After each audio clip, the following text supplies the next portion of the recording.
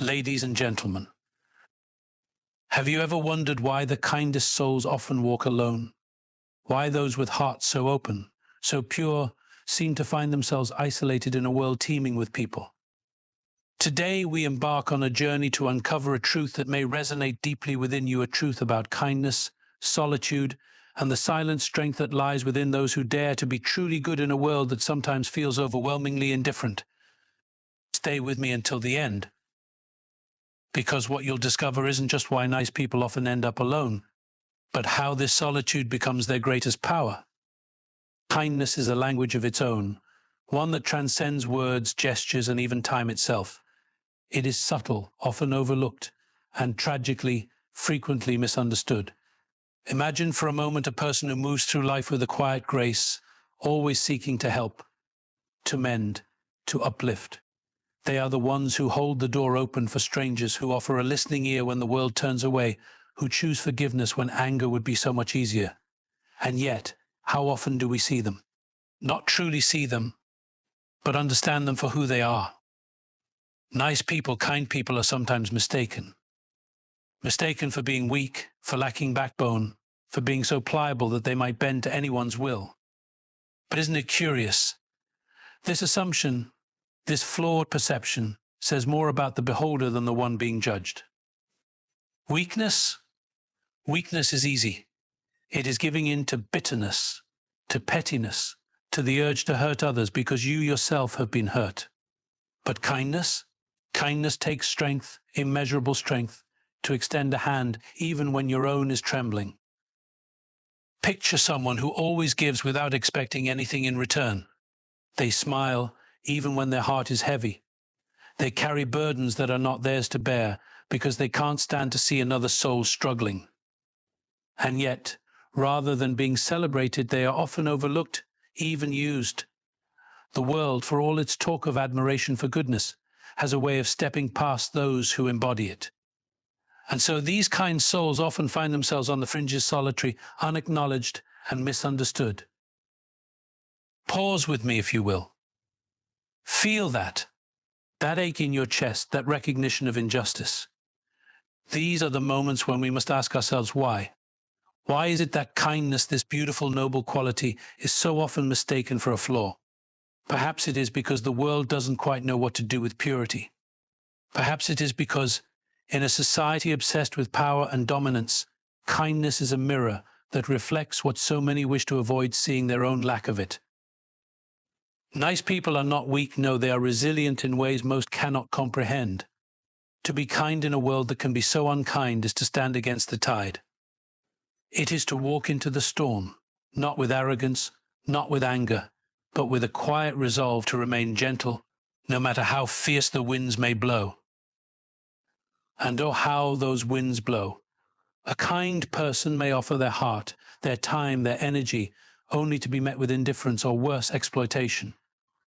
They are the ones who stay late to help a colleague, who lend money to a friend in need, who forgive and forgive and forgive, even when the apology never comes.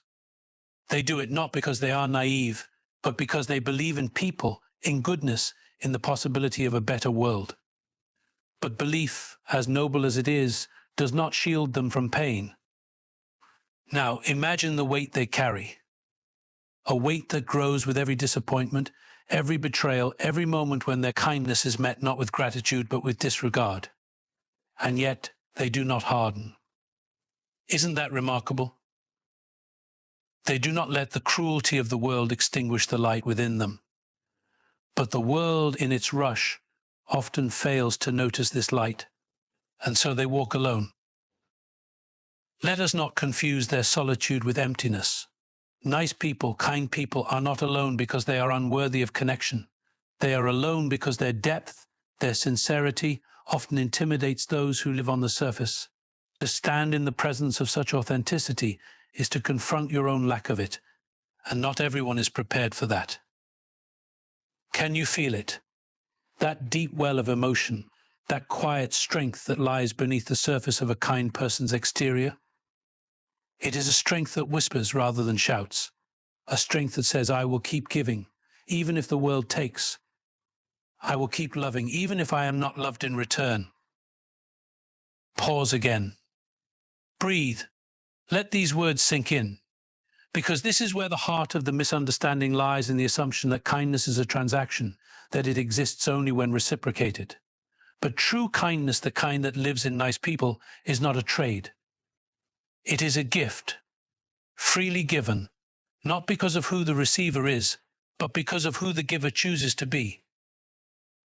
And that choice, that relentless choice to remain kind, even when it hurts, even when it isolates, that is not weakness. It is the purest form of courage. There is a certain stillness in solitude, a kind of quiet that wraps itself around you, both comforting and unsettling. It is in this stillness that one begins to understand what it means to stand apart, not by design, but by the circumstances of a heart that refuses to bend. Nice people often find themselves in this space, this realm of aloneness, not because they have failed, but because they have chosen a path that few dare to tread. Pause for a moment and feel the weight of that choice. To stand by your principles when the world offers you easier paths, tempting detours and alluring shortcuts.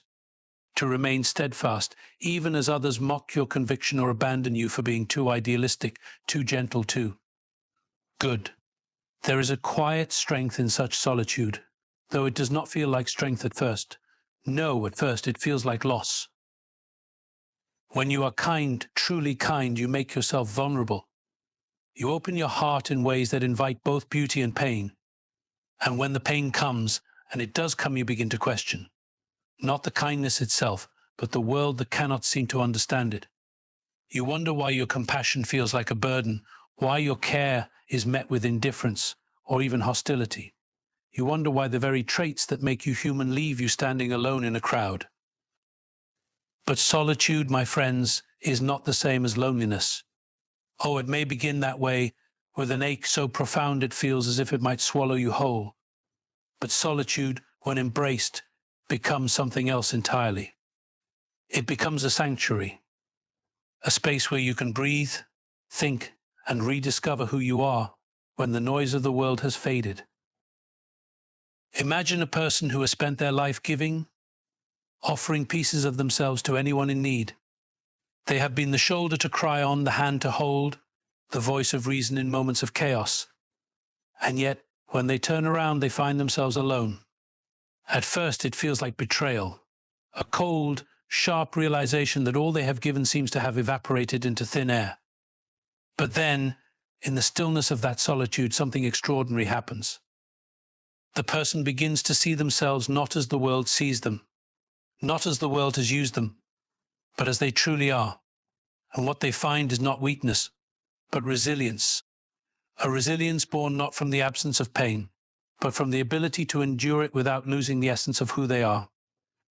They realize that their solitude is not a punishment, but a testament to their strength. Pause with me here. Let us linger in this moment of revelation. Feel the shift, the subtle yet profound change in perspective. To be alone, truly alone, is to confront yourself in ways you never could amidst the noise of the crowd. It is to strip away the layers of expectation, the masks you wear to fit in, and to see yourself as you are, raw, unguarded, and honest. There is a kind of beauty in this honesty, though it is not always easy to see. At first it feels like standing on the edge of a great abyss, peering into the unknown.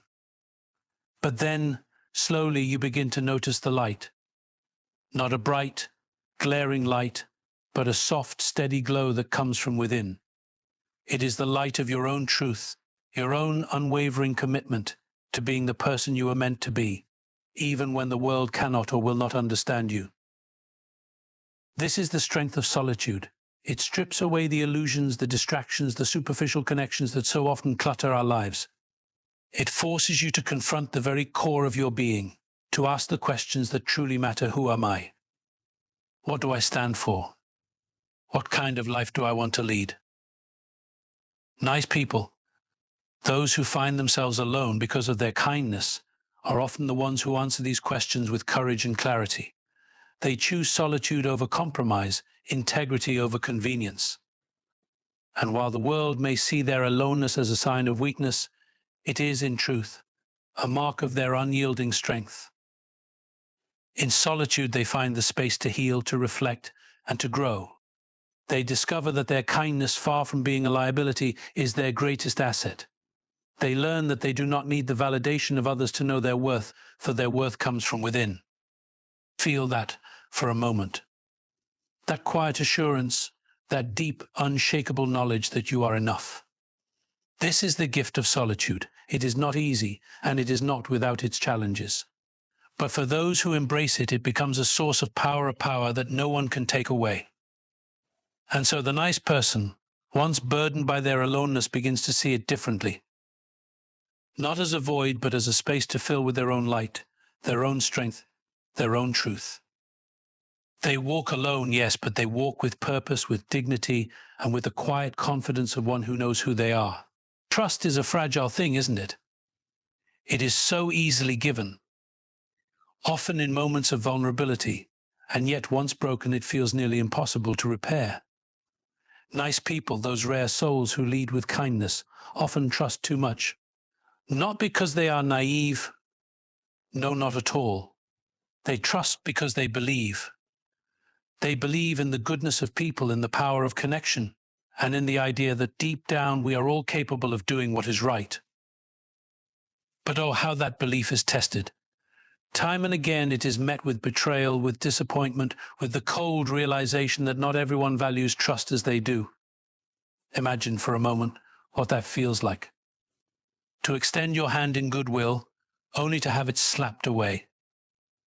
To offer your heart, only to have it discarded. To build a bridge, only to see it burned. It is a pain that cuts deeper than most, for it is not just a wound to the ego, but a wound to the very essence of who you are. And yet they trust again. Why? Because kindness is not a choice for them, it is their nature. Even when the world gives them every reason to close off, to harden, they cannot. They continue to believe, to hope, to trust, because the alternative is to become something they are not. Feel that for a moment. That quiet, unyielding resolve to remain true to oneself, even in the face of heartbreak. It is not weakness, it is courage, but it is also a path fraught with pain. For every time they trust and are betrayed, a piece of their belief in the world is chipped away. They begin to question not their kindness, but the worthiness of those they give it to. And this, perhaps, is the cruelest part of it all, the slow erosion of their faith in humanity. Pause with me. Let us linger in this space of doubt, of hurt, of reflection.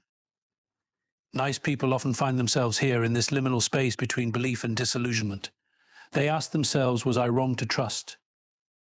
Was I foolish to believe? And the answer, though it eludes them in the moment, is no. No, they were not wrong. For to trust is to hope, and to hope is to live. But trust, once betrayed, leaves a scar. It is not a visible scar, not one you can point to and say, here, this is where it hurts. No, it is deeper than that, etched into the very fabric of their being. It changes them, not in the sense of making them bitter, but in the sense of making them wary. They become more careful, more guarded, not because they want to, but because they must. And yet, even in their caution, the kindness remains. It is quieter now, perhaps, less exuberant, less freely given. But it is still there, a small flame burning in the depths of their soul. They learn to trust more selectively, to give their kindness not to those who demand it, but to those who earn it. This is not an act of selfishness, but of self-preservation. For even the kindest heart can only take so much before it needs to heal. Can you feel the weight of that? The balancing act between staying true to oneself and protecting oneself from harm. It is a delicate dance, one that nice people must learn if they are to survive in a world that so often takes advantage of their nature. But even as they learn to guard their trust, they do not lose their capacity for it. For trust, like kindness, is a choice to believe, despite everything, that there is goodness in the world. And so they continue to trust, not blindly but wisely. They learn to discern, to listen not just to the words of others, but to the intentions behind them. They become, in a way, stronger, not harder, not colder, but stronger. There is a certain beauty in this strength, though it is often hidden beneath layers of pain and doubt. It is the strength of a heart that has been broken and mended, not once, but many times. A heart that continues to beat, not out of obligation, but out of an unshakable belief that the world, for all its flaws, is still worth believing in. Pause again. Feel the depth of that belief, that unwavering commitment to see the good in people, even when it is so often obscured by shadows. This is the essence of trust, not a naive faith in the perfection of others, but a courageous decision to hope, to believe, to open oneself to the possibility of connection. And so the nice person, wounded but not defeated, carries on. They trust not because it is easy, but because it is who they are. And in doing so, they remind us all of something profound, that trust, like kindness, is not about the other person. It is about us. It is about choosing to be vulnerable, to be open, to be human, even when the world gives us every reason to close off. There is a deep, quiet ache that comes with always putting others first. It is not the ache of physical exhaustion, though that may accompany it, nor is it the sting of ungratefulness, though that too often follows. No, it is the ache of invisibility, the slow, creeping realization that in giving so much of yourself, you have somehow lost sight of who you are. Imagine for a moment the life of someone who gives endlessly, a person whose first instinct always is to say, how can I help? Their days are filled with acts of service, small and large, offered without expectation of return. They are the friend who listens without judgment, the colleague who stays late to ease someone else's burden, the stranger who stops to offer a smile or a kind word. And yet when the dust settles, they find themselves alone. Pause here. Let us sit with that aloneness, not as something to be pitied, but as something to be understood. To give selflessly is an act of profound beauty, but it is also an act of sacrifice. And the question that inevitably arises in the quiet moments when no one is watching is this: when will someone give to me? The nice person, the giver, rarely asks this aloud. It feels selfish, almost shameful, to voice such a need. After all, they have built their identity on being the one who gives, not the one who takes. But the need is there, nonetheless, gnawing at the edges of their heart. It is a need not just for reciprocity, but for recognition. For someone to see them, truly see them, and say, you matter too. And yet, so often, this recognition does not come. The world, it seems, has a way of overlooking those who give without fanfare. Their kindness becomes expected, their sacrifice is invisible. People take their generosity for granted, assuming it will always be there, like the air they breathe or the ground beneath their feet. Feel that for a moment, the weight of being seen only in what you do for others, and not in who you are. It is a loneliness that runs deeper than most, for it is not just a lack of connection, but a lack of acknowledgement. The giver, for all their efforts, feels unseen, unvalued, unimportant. And yet they continue to give. Why? Because they cannot do otherwise. To withhold their kindness would feel like a betrayal, not just of others, but of themselves. It is who they are, who they have always been. Even when it hurts, even when it leaves them drained and empty, they give. Because the alternative, to close off, to turn inward, feels unbearable. Pause again. Reflect on the quiet courage it takes to keep giving, even when the world does not give back. To hold on to your kindness even as it feels like a burden. This is the paradox of the nice person. They are both the strongest and the most vulnerable among us. But there is another side to this story, one that is not often spoken of. In their giving, the nice person loses something precious: the ability to receive. Not because they are unwilling, but because they have forgotten how. They have spent so long being the caretaker, the provider, the one who stands strong, that they no longer know how to ask for help. Imagine what that feels like. To carry the weight of the world on your shoulders, and yet, when your own strength falters, to find yourself unable to say, I need you. It is not pride that keeps them silent, nor is it shame. It is simply habit. a habit born of years, decades, perhaps a lifetime of putting others first. And so they remain quiet. They bear their burdens alone, even as they continue to ease the burdens of others. And in doing so, they drift further and further from the connections they so desperately need. But here is the tragedy and the hope of it all. The nice person's aloneness is not inevitable. It is not some cruel twist of fate, but a consequence of choices, habits, and beliefs that can, with time and effort, be changed. To learn to receive, to allow oneself to be cared for, is not an act of weakness. It is an act of trust, of vulnerability, of courage. Feel that shift. The realization that to be kind to others, you must also be kind to yourself. That to give fully, you must also learn to accept. It is not an easy lesson, nor is it one that comes quickly, but it is one that can transform the giver's life. For when the nice person learns to receive, something extraordinary happens. They begin to see themselves not just as a source of light for others, but as someone deserving of light in return. They begin to understand that their worth is not tied to what they do for others, but simply to who they are. And in this understanding, they find a new kind of strength, a strength that comes not from self-sacrifice, but from self-respect. There is a certain nobility in the way nice people bear their burdens. They do so quietly, without complaint, as if to shield the world from their pain. They carry the weight of others' struggles, often without anyone noticing the toll it takes on them. It is their nature, after all, to help, to mend, to heal. But in their silence, in their selflessness, something vital begins to erode. They forget themselves. Picture, if you will, someone who always puts others first. Their days are consumed by the needs of those around them, their family, their friends, their colleagues. They give their time, their energy, their attention, often without being asked.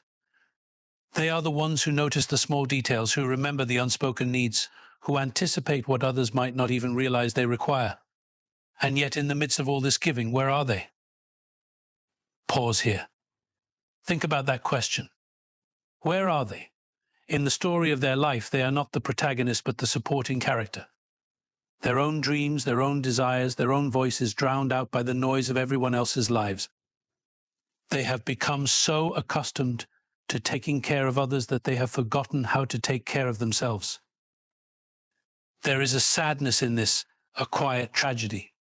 For in neglecting themselves, they lose touch with who they are. Their identity becomes wrapped up in what they do for others, rather than in their own passions, their own joys, their own sense of self. And the world, ever hungry for more, does not stop to ask, "Are you okay?" It simply takes. But let us pause again. Let us not rush to judgment or pity, for there is strength in this giving, a strength born of love and compassion. The nice person does not give because they must, but because they choose to, because they believe deep in their heart that kindness is the glue that holds the world together. And yet, even the strongest among us have limits. Even the most compassionate heart can grow weary. The nice person may not realize it at first, but over time the strain begins to show. Perhaps it is in the way they feel more tired than usual, or in the way their patience wears thin. Perhaps it is in the quiet moments, when they are alone with their thoughts, that they begin to feel the weight of it all. It is here, in this space of weariness and self-reflection, that a choice must be made. A choice that is not easy, but necessary. The choice to say, "I matter too." This is not selfishness, though it may feel like it. It is self-preservation. For how can you pour from an empty cup? How can you give your best to others when you have nothing left for yourself? The nice person must learn, slowly and with great effort, to prioritize their own well-being. Not as an act of rebellion, but as an act of love for themselves and for those they care about. Feel the weight of that realization. The courage it takes to say, "No, I cannot help you right now. I need to help myself." It is a simple statement, but it carries immense power. For in that moment, the nice person begins to reclaim their identity. They begin to remember who they are outside of their roles and responsibilities. But this is not an easy path. The world does not always take kindly to boundaries, especially from those who have always given freely. There will be resistance, perhaps even anger, from those who have come to depend on their generosity. And the nice person, so accustomed to pleasing others, may feel a pang of guilt. Let us linger in that guilt for a moment. It is uncomfortable, isn't it, to feel as though you are letting someone down, even when you know it is necessary. But guilt, like pain, is a sign that something needs attention. It is not a call to abandon your boundaries, but a reminder to approach them with care and compassion. For self-care is not about shutting others out. It is about making room for yourself. It is about finding a balance between giving and receiving, between helping others and helping yourself. And in this balance, the nice person discovers something extraordinary. Their kindness is not diminished by self-care. It is enhanced. Imagine that. A life where kindness flows not from obligation, but from abundance.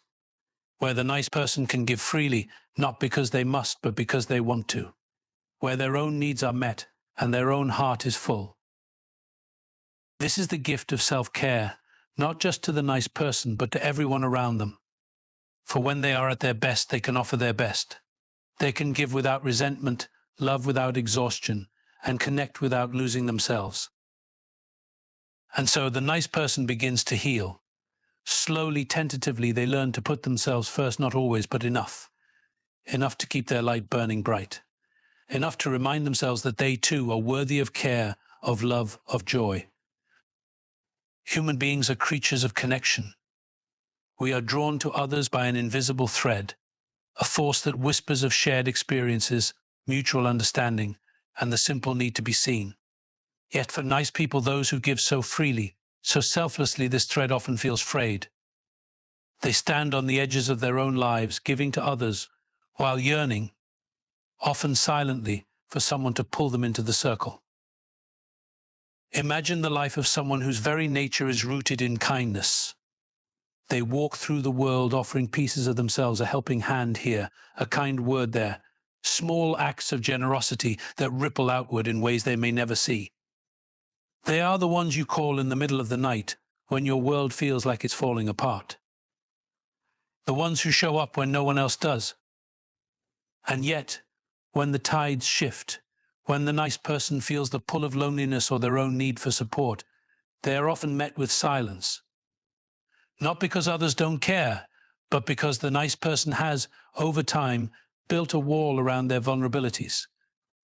Not a fortress, but a thin, almost invisible veil, woven from years of deflecting their own needs to focus on others. Pause here. Let us sit with that image. A person who gives so much, yet struggles to let anyone give back. It is not that they don't want connection, they crave it deeply.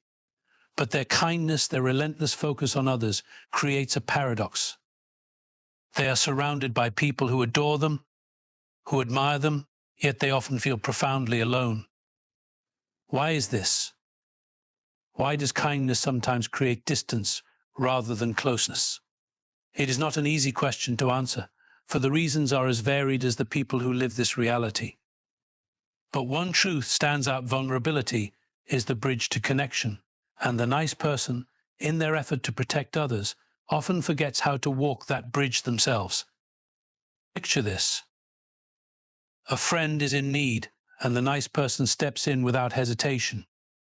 They listen, they comfort, they solve problems.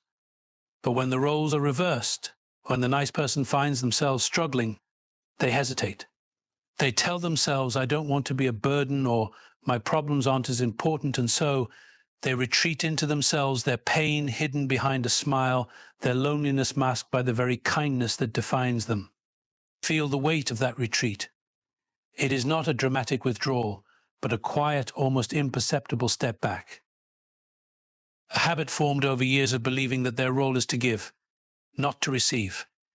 And yet in stepping back, they rob themselves of the very thing they long for: connection. But let us pause again, for this is not a story of despair. It is a story of awakening. For within this cycle of giving and loneliness lies a profound opportunity, a chance to rewrite the script. to recognize that true connection is not built on one person giving and the other receiving, but on a mutual exchange. This is the lesson the nice person must learn, that to truly connect, they must let others see them not just their kindness, but their struggles, their fears, their imperfections. It is a terrifying prospect, to be sure, to risk being seen as weak or needy, to let down the carefully constructed facade of selflessness. But it is also liberating. Imagine the courage it takes to say, "I'm not okay," or "I need you." It is a simple act, but one that can transform relationships. For in that moment, the nice person is not just a giver, they are human. They are someone with needs and desires, someone who is not invincible but beautifully, vulnerably real. And here is the irony in showing their vulnerability. The nice person often finds the connection they have been searching for all along. For people are drawn to authenticity, to the raw, unfiltered truth of another's heart. When the nice person allows themselves to be seen, they invite others to do the same. But this is not an easy road. It requires unlearning years of conditioning, of stepping outside the comfort zone of always being the helper. It requires facing the fear of rejection, of judgment, of being seen as less than perfect. And yet it is a road worth taking. For on the other side of that fear lies something extraordinary: relationships that are not built on obligation or admiration, but on equality. Connections where both people give and receive, where kindness flows in both directions, where the nice person is not just appreciated but truly understood. Feel that possibility. The idea that the nice person's kindness, far from being a barrier, can become a bridge that connects not just to others, but to themselves. For in embracing their own vulnerability, they rediscover their own worth. They see that they are not defined by what they do for others, but by who they are. And so the nice person begins to change. Slowly, cautiously, they let others in. They allow themselves to be cared for, to be supported, to be loved. It is not a rejection of their kindness, but an evolution of it. A kindness that includes themselves, that values their own needs as much as those of others. In this transformation, they find something they have always longed for: connection that is real, deep, and lasting. Connection that sees them not as a giver or a fixer, but as a person who matters not just for what they do, but for who they are. In the end, the journey of the nice person is one of profound self-discovery. Their kindness, while beautiful and noble, must not come at the expense of their own well-being or identity. By learning to value themselves, to embrace their vulnerabilities, and to allow others to give back, they unlock the true power of connection, one that is mutual, authentic, and deeply fulfilling. It is in this delicate balance between giving and receiving, between kindness and self-care, that they find not only the love and support they seek, but a deeper, more meaningful relationship with themselves. The path may be difficult, but it is in this very struggle that they will ultimately find the peace and connection they have been searching for all along.